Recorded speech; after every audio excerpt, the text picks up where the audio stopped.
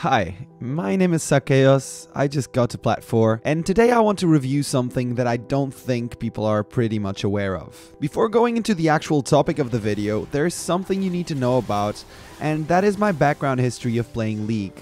But I promise to keep it as short as possible. So I started playing League in September of 2014, meaning the end of Season 4. At first I didn't even enjoy the game very much, and that could be why I even died in the tutorial. Yes, it is possible, or at least it was back then. I was pretty bad, and if I'm so bad that I die in the tutorial, what good will it be to play this game?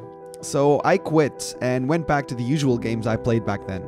Final Fantasy X was and still is my favorite game, and I had just got my hands in the HD remaster of it, so I was enjoying the hell out of it. I've always loved single-player strategy-based RPG games. Nothing packed with too much action, nothing that involved first-person view, and definitely nothing that was designed to be played online. Simply because, at the end of the day, I was very bad at playing online. The only reason why I was good at Final Fantasy X was 1, because it was offline obviously, and 2, because it gave me time to think about what decisions to make and the best course of action to take. I also love chess, but because I have to play it versus a human opponent most of the time, I never took it upon myself to properly dedicate some time to it. After I was finished with Final Fantasy, a friend of mine that was already playing League for a very long time got me back to try it one more time. He showed me around in a custom game, and I learned more in 2 minutes from him than I did from the whole tutorial of the game. I mean, seriously, Riot, update that thing. And one advice he gave me was, pick a champion that is very cheap and play it until you can see its face no more.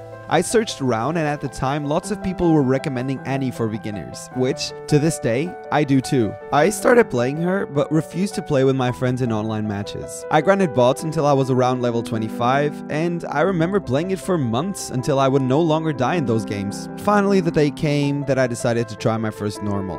Playing Annie, of course, I went mid versus a Fizz. Fizz isn't available to be played against as a bot, or at least it wasn't back then. So I had absolutely no idea what I was getting myself into, and his invulnerability from his E mechanic was something I was not aware of. I got my ass handed to me, of course, and decided to go back to playing bots. My friends made so much fun of me. First, because I exclusively played one champion, second, because I didn't have the guts to go and play online. Peer pressure made me cave, and I started going into normals at around level 28 again. We were already well into Season 5, and I realized something. I lost lane a lot of times, but eventually won the game. I could tell you with some certainty that I would be losing by 1 or more deaths and about 20 to 30 CS down by the 10th minute mark. But eventually, that stopped mattering. I would bring up Tibbers in teamfights and beat the sh out of the teams. I really thought this had all to do with Annie's potential, and to some extent, Annie will almost always be useful because of her CC and burst potential. But one day I got invited by another friend of mine to play with him and his friends and his team. They were missing one player in their team, so I joined and went ranked with them. We are now in the middle of Season 6. I had been ranked in Silver in Season 5, but only played about 80 ranked games. This season, I was a bit more focused on playing the bot lane because I figured out that I could just pick Sivir and split push my way out of Silver. But these guys that had invited me to play with them were Plats and Diamond players. I only knew one of them, and he said it'd be fine.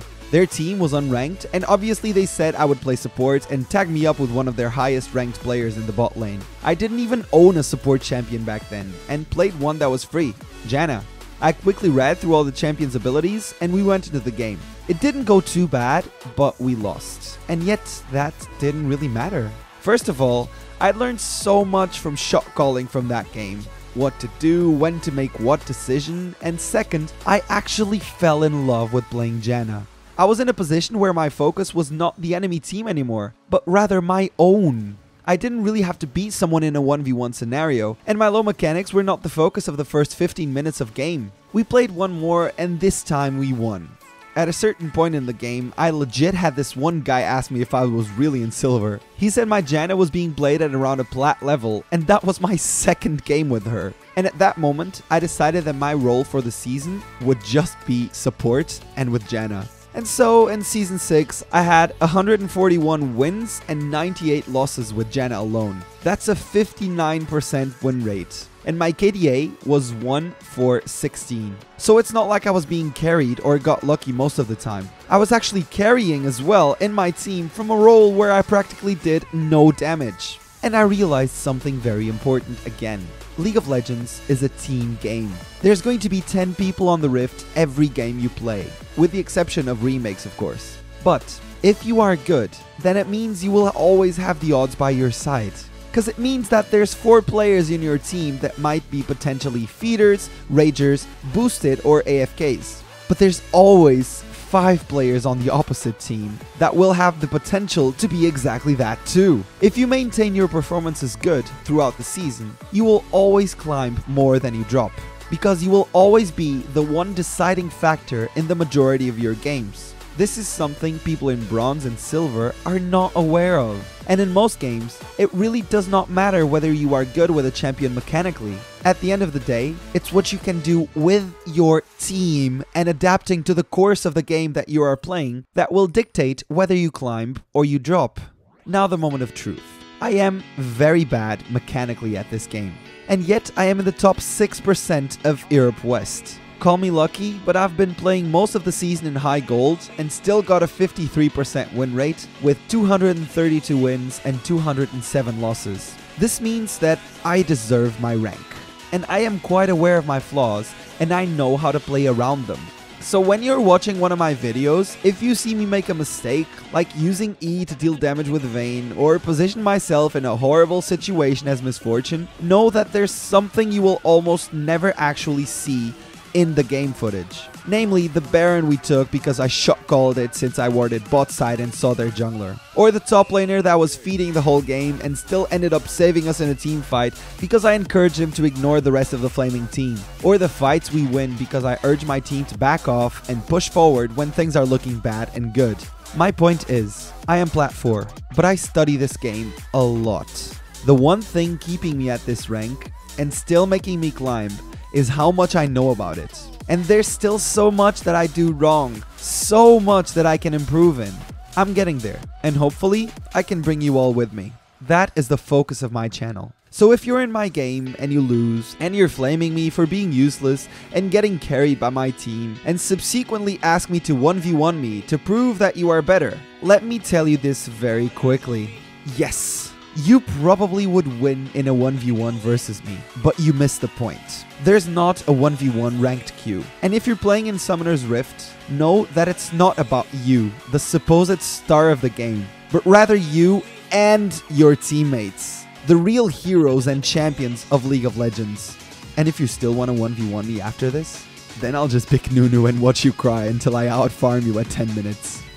Now before I go, I would like to address some people in the crowd and explain why I did this video. I did this video for 2 reasons. The first being that I get asked a lot to 1v1, and it is something that I never thought made any sense. As I said in the video, this is not a single player game, unless you pick Nasus. This is a multiplayer game being played online. It does not matter whether you win lane, all it matters is that you win game.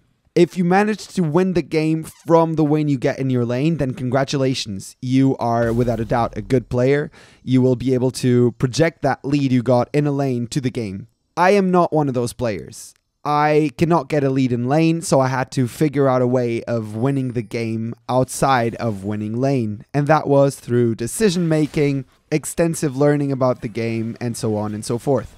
And while I was learning about the game, I figured out that I could teach people what I was learning. Hence the creation of this channel. Also, the fact that I'm an editor actually helps that out. Second, the reason that I made this video is because a Reddit post of mine recently kind of exploded in League of Legends Reddit community, and it got some mixed comments. It got a lot of good feedback, and at the same time it got a lot of bad feedback as well. And mostly people were referring to my rank not being high enough to being teaching people about how to play this game. While I still do consider Plat 4, or whatever you call it, top 6% of Europe West to be high or not, it really should not matter what rank you are. I mean, you can look at so many examples around here of people not knowing how to do something and yet being the teachers or the coaches. You see that a lot in sports specifically, and esports are not an exception to it. I am probably going to be releasing a video about why there's a difference between knowing a lot about the game and being very good about the game, and being able to teach people is 1/3 factor around here. So I've always kind of considered myself to be one of those good teachers. I don't know if you agree with that, but leaving that like, leaving some support really means the world to me. And I would love to thank all my 3,500 subscribers and let you know that this channel would not be existing without you, the people that believe in me. I obviously believe in me as well, but the fact that you guys are here and keep giving me those views, keep giving me those likes, keep giving me those comments, it all makes it worthwhile. Thank you very much for watching again. This last part is just for a friend of mine, so I'll say it in Portuguese anyway. Mariana, desculpa a bola na cabeça hoje. Foi mesmo com muita força e óbvio que eu não te queria acertar, mas achei que devia fazer este gesto e deixar-te aqui num vídeo para nunca mais me esquecer da pancada que levaste hoje no treino. Desculpa.